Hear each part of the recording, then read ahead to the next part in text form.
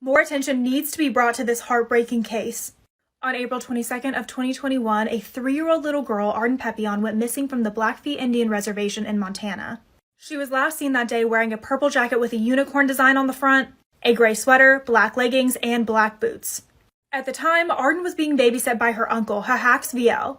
Allegedly, her uncle was practicing shooting his gun, and according to him, she walked off, but he saw her footprints leading towards the Two Medicine River. Blackfeet tribal law enforcement ceased searching for Arden after 10 days. But the family and community have continued to look and raise money for the efforts. No body has been found, but what appears to be Arden's coat and boot has reportedly surfaced. VL was charged with negligent endangerment and child neglect, while his girlfriend, Kimberly Higgins, was charged with accountability. If you have any information on Arden Pepion, please contact Blackfeet law enforcement. The number is 406-338-4000. One of the most terrifying prisons, the Missouri State Penitentiary, was deemed the bloodiest 47 acres in America by Time magazine. This was because the incredibly high number of serious assaults that happened on the grounds. The prison originally opened in 1836 during the Battle of the Alamo, and Andrew Jackson was on his second term. At one point, gas chambers were utilized there to execute both men and women. And while it was decommissioned in 2004, today you can do history and paranormal tours to showcase how horrible the prison's past is. In fact, when prisoners would show up to this penitentiary, there was a sign outside that said, "Leave all your hopes, family, and dreams behind you." So just imagine for a second being sent to this prison, and imagine being sent to this prison if you were innocent. It's estimated that approximately 1% of the U.S. prison population is falsely convicted. That's 20,000 people. And in 1984, Daryl Burton was wrongly convicted of a murder and sent to this prison. In 1984, a drug dealer was shot to death at a gas station in St. Louis, Missouri, while he was pumping his gas. When the police looked for suspects for his case, he ended up summoning Daryl Burton, even though the original description for the shooter was light-skinned and 5'5", and Daryl had a darker complexion and was 5'10" in height. 2 men came forward and identified Daryl to be the murderer. And he had a 3-day court hearing where he was facing capital murder. The death sentence was on the line. 2 witnesses who walked up and swore on the Bible that they would tell the truth lied and got him arrested. And during this case, so much was hidden from the jury. But Daryl wouldn't know that until years later. He was a young dad at the time, and his daughter was 7 months old. And the next time he saw her, she was turning 25. They ended up waiving the death penalty for him, but he got life without parole and would have been in prison for 75 years and essentially died by incarceration. And this is when he was sent to the Missouri State Penitentiary, the most terrifying prison. Daryl describes the Missouri State Penitentiary as being hell on earth. This prison was completely dehumanizing and horrible things were happening on the daily, including one inmate trying to behead another. Knowing that he was innocent and not even believing how this could have happened, he wrote over 600 letters to members of the government, nonprofits, even Oprah Winfrey herself in order to plead his case. He ended up seeing this lady on TV who was helping other people get out of prison, so he wrote to them. And she explained to them that they were a very small organization and they can only take up to 2 to 3 cases a year after the thousands of requests they get in, stating that it would take up to 10 years before they could even get to his case. So he wrote to them for 10 years. And 10 years later, they accepted him and then they got him out 8 years later.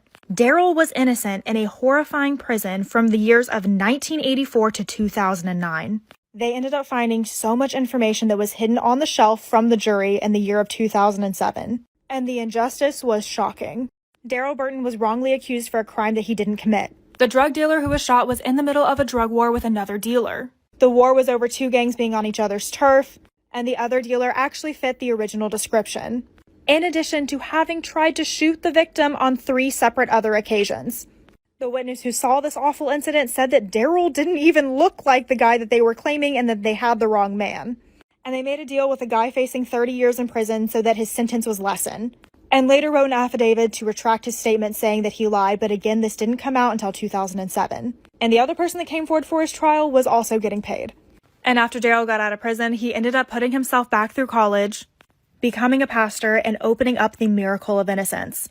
This is his book that he unveiled earlier today about his experience in prison. It's coming out this month, and I really recommend that you guys read it.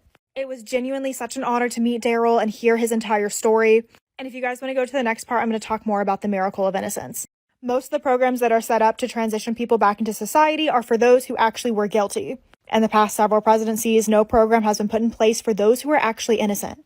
People come out with PTSD, in need of mentors, need compensation, communication, housing, transportation, job training, and identification. People who are innocent just flat out don't qualify. This is why Daryl co-created the Miracle of Innocence. This is not only to help free innocent people, but also to provide care for them when they come home. And it is a very common misconception that people get millions of dollars after being wrongly accused. The legal system is really messed up, and they target people that are underprivileged and in poverty. And we hear a lot of the time about males getting exonerated, but female cases are often overlooked. Some of Miracle of Innocence current clients include Dana Chandler, Ralph McElroy, Ahmed Adisa, Travis Midget, and Keith Carnes. If you guys want any more information on this and to even read Daryl's book, I'm going to link everything in my link tree. So anytime I think of fairies, I always think of Pixie Hollow, or Tinkerbell, or Peter Pan, or having faith, trust, and pixie dust. Here's some pixie dust, by the way. But fairies are actually scarier than I could have even imagined. After doing a little bit more research, another name that they go by is the Hidden People. And I also didn't know that there's a lot of different kinds of fairies, and that elves and goblins, leprechauns, gnomes, pixies are all included in the same family. Dating all the way back to the 12th century, they were feared by people. People would build houses with the front and the back door aligned and leave them open at night, or even remove cornerstones from their house in fear of getting in the fairy's path. But what would happen if you got in a fairy's path? Well, seeing one could result in losing your mind, abduction, or even death. Folklore in Ireland says that they used to be referred to as the little folk. And according to Celtic mythology, they were driven underground by invading neighbors, which later got King James' interest. So what exactly is a fairy? Well, according to a lot of mythology, you do have to ward fairies off using protective charms, so they're probably not something that's great. And the definition on what they are kind of depends on who you ask and the time period. King James, who was in charge between 1603 and 1625, took an extreme interest in the fae. He described fairies as illusory spirits or demonic entities that would transport people to a place unknown and would eat those of ill intention. And in the 19th century, the church took an interest to this topic. They believed fairies were a class of demoted angels, otherwise known as fallen angels. While later on this did change to more angelic qualities, and the belief that not all of them were evil. They started to be seen as ghosts or spirits, like not good enough for heaven, but not bad enough for the alternative, and something that could disappear and reappear at will. They're theorized to exist on 3 separate levels: the air, the earth, and below the earth's crust. Whenever I was younger, I would always stay up at night reading through my little fairy book, convinced that I was going to find a fairy. Look how cute some of this stuff is. But now I'm just not so sure. There's a lot of myths about people being potentially abducted by fairies, and Celtic people associated fairies with underground caverns and springs, in which legends say that travelers who go too far go missing. And ones that would come back would report being gone for a lot longer than what it felt like. If you were to go looking for one, this one TikToker does give tips on how to find one. She explains to look for fairies in flowers, hollows, wildlife, mushrooms, and it low-key kind of looks like there is a face in this hollow right here. If you do come across where a fairy lives, make sure not to take anything from that area. At the Petrified Forest National Park in Arizona, people used to take the petrified wood, which was illegal when it became a national monument in 1906. And throughout history, people have gone through severe bad luck after taking the petrified wood. Ruined marriages, ruined lives. But go to my reels if you do want to know what to do if you come in contact with a fairy. So imagine you are having severe back pain and you decide to put your trust in a doctor. He's a new doctor, he's confident, says that he's never made any mistakes before, and claims that he can take your pain away. So you agree to have surgery.